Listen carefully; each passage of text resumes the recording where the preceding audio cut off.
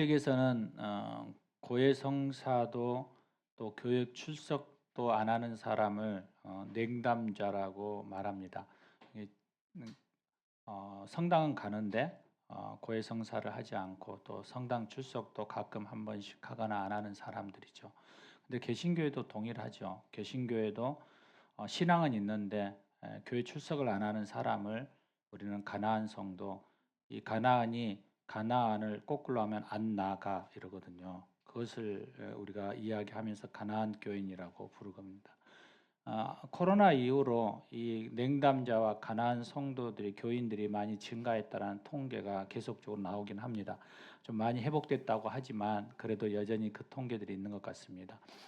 이러한 통계를 보면서 우리가 말하는 것을 이렇게 얘기하죠. 영적 겨울을 지나가고 있다라고 얘기합니다.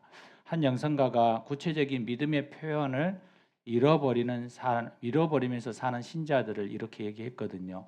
영혼의 밤을 지난다라고요. 또 어떤 이는 영혼의 겨울을 지나고 있다라고 이렇게 말합니다. 최근 우리 주변에 이런 영혼의 어두운 밤을 지나가는 성도들을 쉽게 만나게 되고 또 영혼의 겨울을 이렇게 지나가면서 그 오싹한 한기를 우리에게 전달해주는 그러한 사람들도 만나게 됩니다. 본문에 보면 이 영혼의 겨울을 지나고 있는 예수님의 한 제자를 만날 수 있습니다. 그가 바로 베드로이죠. 베드로. 한때는 그만큼 뜨거운 열정을 가지고 예수님을 따랐던 그러한 사람이 없을 정도로 그는 예수님의 수제자였습니다. 그런데 예수님이 잡히시던 그 밤 특별한 영적인 여정의 그 한가운데 섰을 때 그는 배신이라는 이 가장 추운 겨울을 보내고 있는 이러한 안타까움을 우리는 보게 됩니다. 베드로가 영적 어두운 터널을 지나가는 그 자리에 보면 또 한 사람이 있거든요. 그는 이 땅에 엄청난 고통을 당하셨죠. 그분의 고통은 감히 우리가 상상할 수 없는 고통입니다. 왜냐하면 완전한 신으로서의 죽음이니까요. 그분의 고통은 겟셋마네 동산에서 피와 같은 땀방울을 흘렸던 것으로 충분하지가 않았습니다. 그 고통은 대제사장의 그 관저, 지금 앉아 있는 그 치욕과 수치와 곤욕으로도 충분하지가 않는 고통입니다. 또한 그분의 고통은 병사들이 주님의 얼굴을 침을 뱉고 등에 피가 날 정도로 채찍질을 하고 머리에 가시관을 씌우고 십자가에 달려 죽였던 그 고통으로도 말할 수 없는 충격이죠. 그런데 예수님께서는 이 육체적인 고통보다 훨씬 더 큰 고통을 지금 목격하고 계신 거예요. 그게 뭐냐면 얼마 전까지도 항상 곁에 있던 사람, 자기가 가장 사랑하는 수제자 베드로, 그가 예수님이 가장 힘든 그 순간에 그분을 모른다라고 부인하는 그 배신의 고통을 그가 지금 보고 경험하고 있다라는 거예요. 사람들은 가장 큰 고통, 바로 그 스트레스를 받을 때가 언제일까요? 심리학자인 홈즈와 레이가 개발한 사회적 재적응 평가를 보면 가까운 사람의 죽음이나 이별이라고 합니다. 사랑하는 사람이 자기 곁을 떠났을 때 사람들은 가장 큰 고통을 느끼죠. 그런데 이는 사랑하는 사람이 배신을 당하는 그 고통도 극심한 그런 고통이 될 수 있다라는 이야기이기도 합니다. 바로 그 위기 속에 지금 예수님이 있는 거죠. 그런데 그 위기 속에 있는 예수님이 베드로와 다른 반응을 하고 있는 거예요. 전혀 흔들림 없이 대제사장들과 사람들 앞에서 당당하심으로 그들의 앞에 서 있는 거죠. 베드로를 향하여 긍휼의 눈을 바라보시며 그를 향하여서 내가 너를 사랑한다라고, 그래도 괜찮아라고 말씀하고 있는 그 따뜻한 눈빛으로 그를 바라보는 그 모습은 예수님이 믿음의 승리자임을 알 수 있는 거죠. 사랑하는 여러분, 그런데 왜 베드로는 그 예수님을 3년 동안 따르는 수제자였지만 그의 위기 가운데 그의 모습은 예수님과 전혀 다른 모습이었을까요? 왜 그에게는 배신의 아이콘과 같은 그런 모습으로 반응했을까요? 그럼 베드로만 그랬을까요? 우리는 좀 더 앞으로 가면 유다는 예수님을 유대인들에게 은 30을 주고 팔았던 그런 자이죠. 지금 제자들, 그렇게 많이 따르던 제자들이 하나도 없이 자기만 살겠다고 뿔뿔이 흩어져 버린 그러한 현장 가운데 지금 예수님이 있지 않습니까?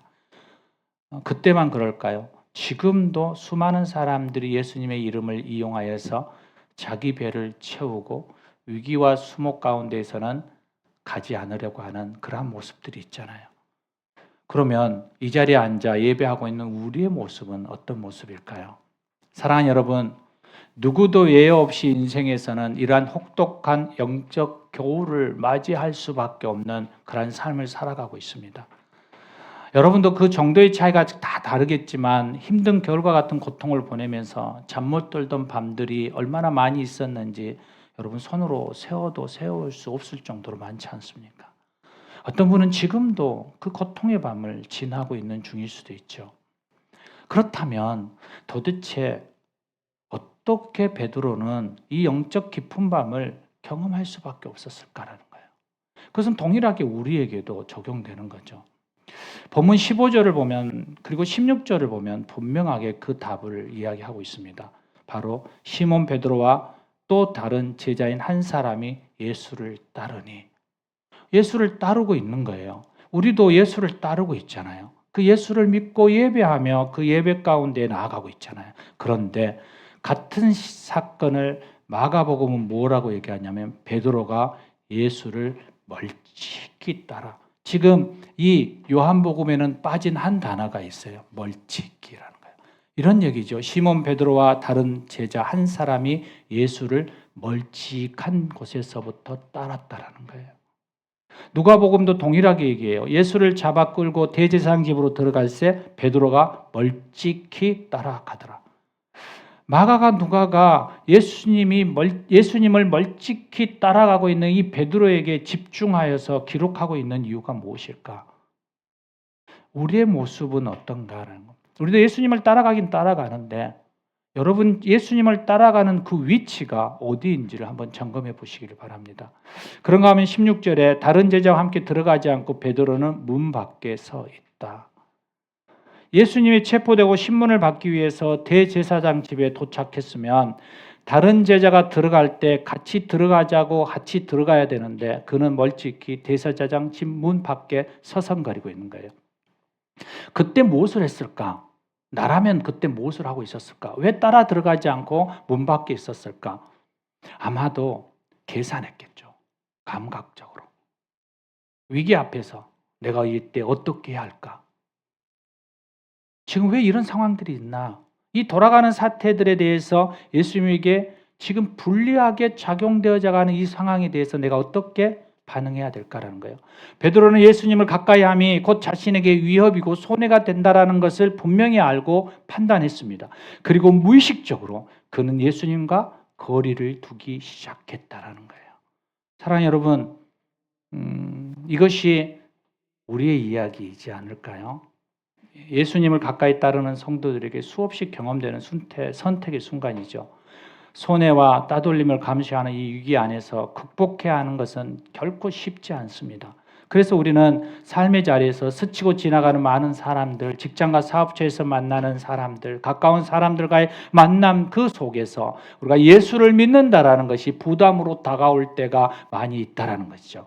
그래서 그 베드로에게도 예수님의 제자라는 그 자리가 고통스러웠듯이 우리도 그 자리가 고통스럽게 다가올 때가 많이 있다라는 것이죠. 그래서 나도 모르게 멀찍이 그냥 문 밖에 서서 구개공처럼 방관자처럼 그렇게 신앙생활을 할 때가 있다라는 거예요. 이것을 성경은 뭐라고 얘기하냐면 미온적인 태도라고 얘기해요. 평안할 때는 드러나지 않아요. 저나 여러분이나 여러분 편안하게 이렇게 신앙생활하고 때로는 실수하면 또 위로하고 격려하고 또 힘들면 가서 도와주고 오늘 환경 정리하면 또 청소하고 같이 힘쓰고 이런 평안할 때는 얼마든지 우리는 그 일을 할 수 있어요. 그런데 여러분의 감정의 홍수에 빠져서 내 안에 나도 모르게 분노가 일어나고 위기가 일어나고 손해가 되어지고 그 모든 상황들에 직면했을 때 우리의 모습은 어떠냐라는 거예요. 여러분도 베드로나 유다나 다른 제자들처럼 부인하는 자리에 설 수 있다라는 거예요. 예는 아니라는 거죠. 그래서 에베소서 4장 27절에 뭐라고 얘기하나요? 마귀로 틈을 타지 못하게 하라.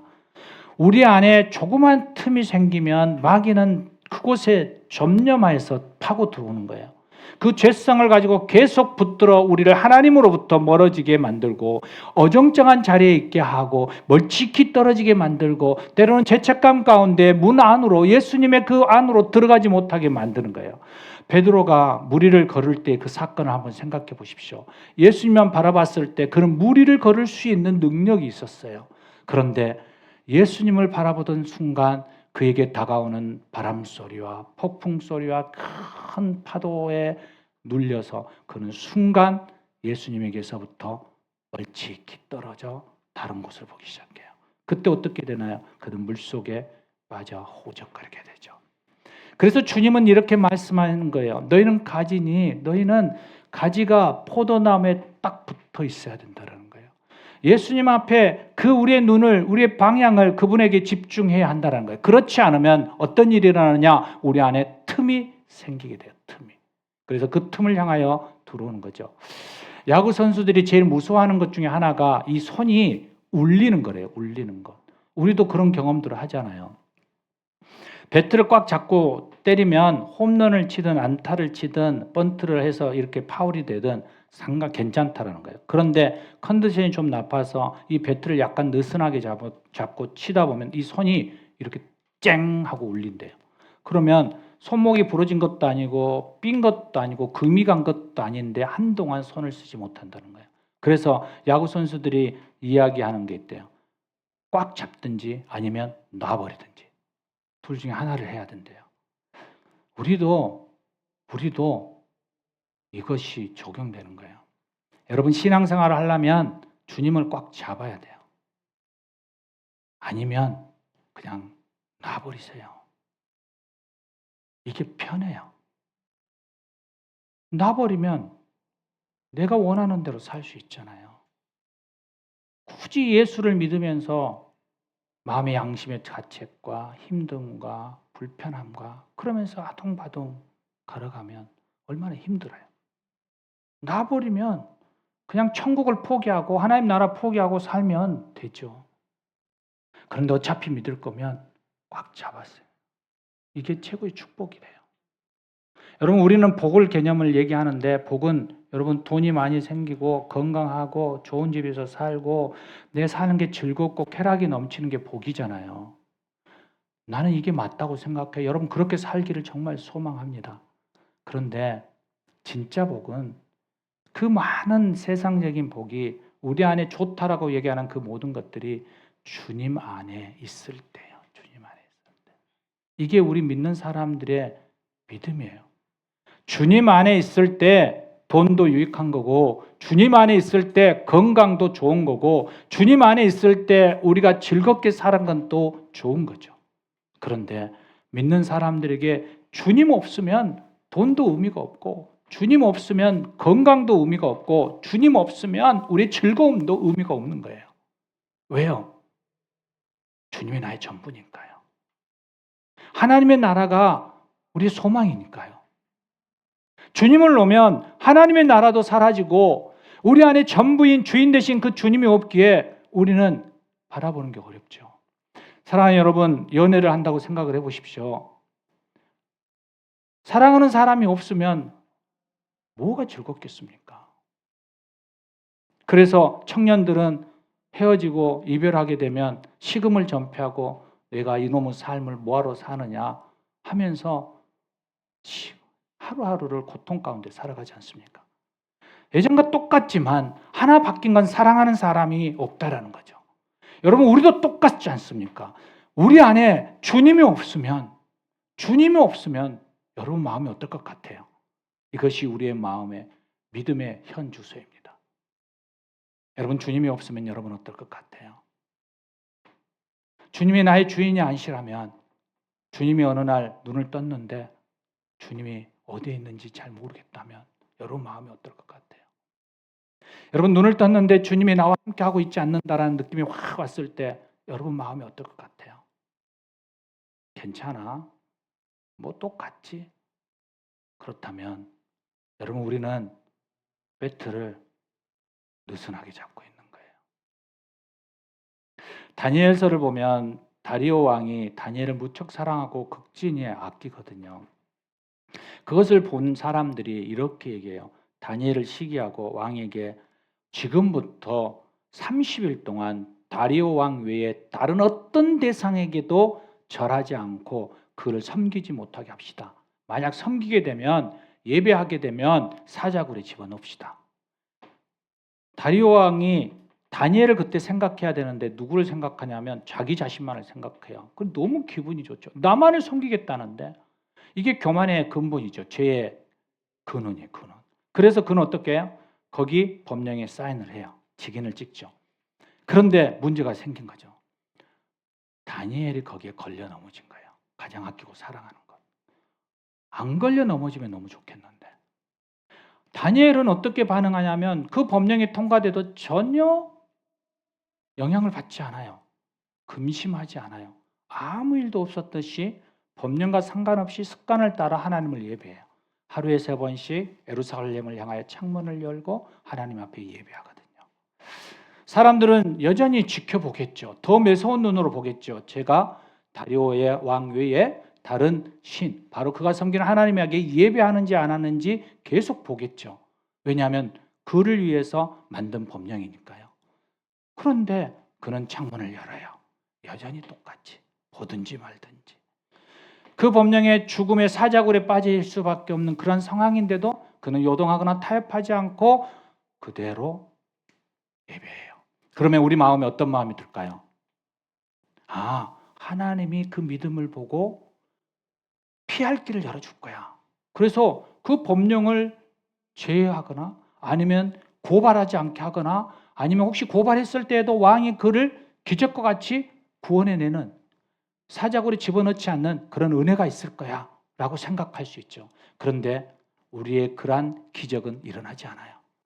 우리가 수없이 경험해 봤잖아요. 여러분, 우리가 믿음을 가지고 주를 믿노라고 발버둥 치며 살아가는데 여러분 삶이 그렇게 만만하시던가요? 아니잖아요. 동일한 삶을 살아가고 있잖아요. 어제도 오늘도 그 고통은 내일도 계속 이어져 가는 것 같은 느낌이잖아요. 다니엘도 마찬가지예요. 그냥 매일같이 주님을 예배하는데 매일같이 시기하고 고통 가운데 고난 가운데 맞지는 일들이 일어나는 거죠. 그를 여전히 다니엘을 지켜본 그들은 어떻게 해요? 옳다구나. 그리고 참소하죠. 그리고 그 참소를 받은 다리오 왕은 죽일 수도 없고 안 죽일 수도 없어서 그가 고민하기 시작해요. 그게 다니엘 6장 14절이에요. 왕이 이 참소를 듣고 그로 인하여 심히 금심하며 식음을 전폐했다는 거예요. 그런데 어때요? 조서를 바꿀 수 없어요. 그래서 결국은 어떻게 돼요? 인간의 한계예요. 그를 사자굴에 넣을 수밖에 없는 거예요. 여러분, 여기까지예요. 우리의 삶은 이렇게 가는 거예요. 언제까지요? 하나님이 부르시는 그날까지요. 여러분, 착각하면서 살지 않기를 바라요. 하나님을 믿는다고 해서 기적 같은 일들이 우리 인생 가운데 있을 것이다? 아니요. 동일하게 가요. 우리는 때때로 그렇게 생각하거든요. 우리가 하나님을 잘 섬기고 믿으니까 지진이 나서 건물이 무너져도 우리가 살고 있는 집은 든든하게 공중에 붙어 있을 거야. 우리는 그런 무슨 믿음인지 몰라도 그런 어마어마한 믿음을 갖고 살아가거든요. 그런데 하나님은 그런 기적 같은 일을 이루지 않아요. 그냥 무너지는 거예요.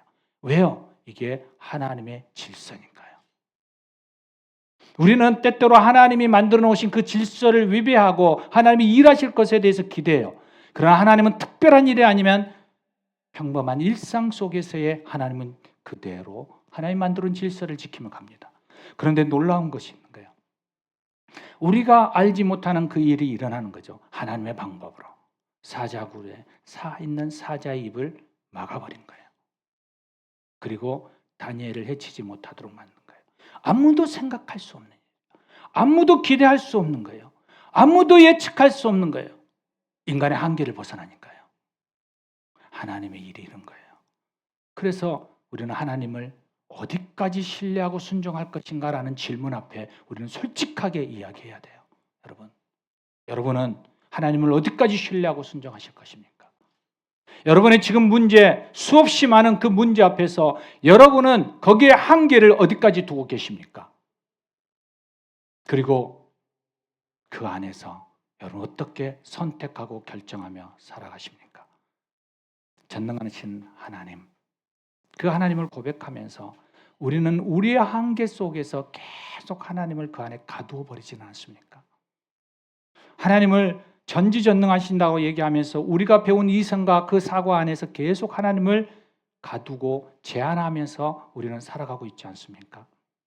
오늘 저와 여러분 안에 이 말씀 앞에 반응하며 나아가는 것은 하나님의 한계를 무너뜨리는 거예요. 우리의 한계를 무너뜨리고 하나님의 전능하심 앞에 우리가 반응하며 나아가는 거예요. 사랑하는 여러분, 여러분의 어떤 지금 상황 속에 있습니까? 여러분 어떤 문제 가운데 있습니까? 그리고 나는 이렇게 될 거야. 여전히 그렇게 되어 왔으니까 이렇게 갈 거야. 그렇게 생각하고 있다면 이제는 그것을 내려놓으시고 그냥 하나님의 그 피할 길, 하나님의 그 도우심 앞에 우리가 반응해 나아갈 때 우리는 여전히 믿음 안에 견고하게 설 수 있습니다.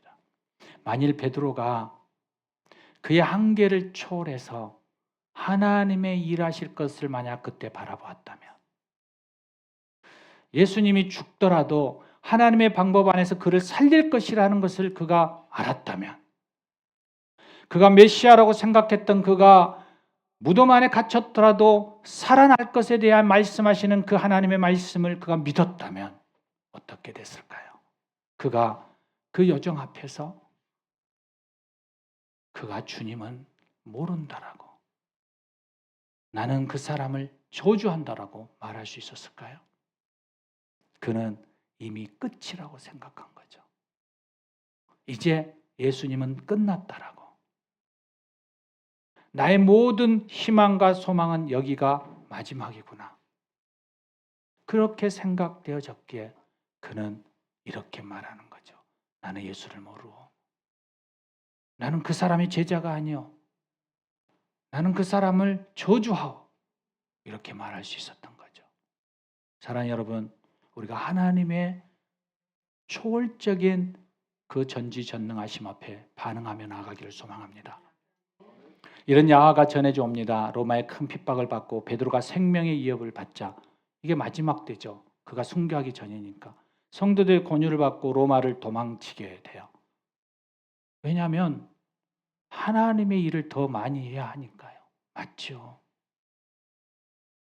그러니까 그는 하나님의 일을 더 크게 하기 위해서 로마를 떠나 도망쳐 나와요. 그런데 맞은편에서는 주님을 만나죠.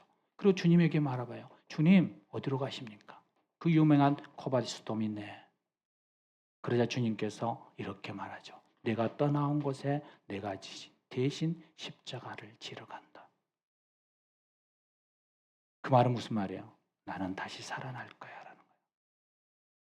하나님의 일은 너가 어찌했든 여전히 하나님은 일하시고 이루어 가실 거라는 거예요. 사랑하는 여러분, 우리는 그냥 우리 현실 가운데 주님을 신뢰하고 한 걸음 한 걸음 걸어가는 거예요. 그 하나님이 이루실 그 일들을 바라보며 그냥 가는 거예요. 나의 지식과 한계를 뛰어넘으신 그 하나님. 그래서 우리는 하나님께 꼭 붙어 있기를 소망하는 거죠. 예수님께서 17장에 하나님과 예수님은 하나라고 말씀하시며 하나님과 함께 하신 그 예수님의 반응을 우리는 보셨잖아요. 당당하심. 예수님과 멀찍이 떨어져서 문 앞에 서 있던 베드로의 반응을 우리는 보았잖아요. 나는 그 사람을 모릅니다. 위축되고 불안하고 두려움 속에. 그런데 하나님을 신뢰하고 그분에게 붙어 있는 것이 가장 안전하다라는 사건의 놀라움 앞에 우리는 직면하잖아요. 그게 뭐예요? 사도행전 2장이죠. 그들이 그렇게 끝이라고 생각했던 것이 다시 새로운 시작이었어요. 그래서 그들은 길거리에 나아가 그들이 한계했던 생명 너머에 보지 못했던 것을 증거하기 시작해요. 예수가 메시아였다. 너희가 죽인 그 예수가 메시아였어. 그리고 그들은 담담히 어디로 가나요? 죽음의 길을 걸어가잖아요.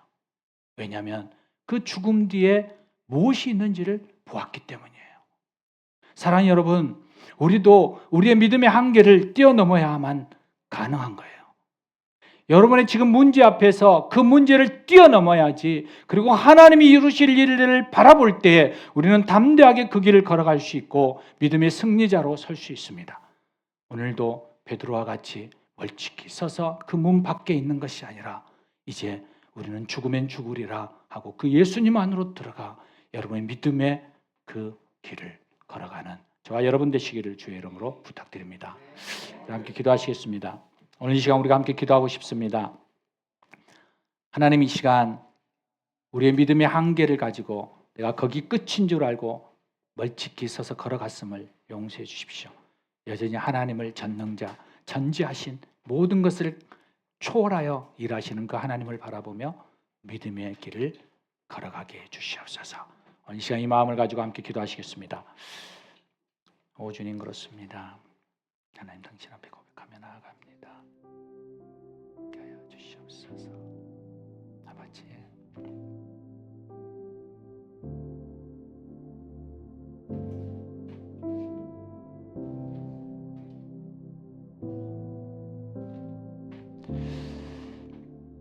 주님 감사합니다.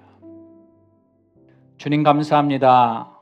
이 시간 우리와 함께 하시는 그 하나님, 그 하나님 안에 있으면 우리의 한계를 내려놓을 수 있음을 고백합니다.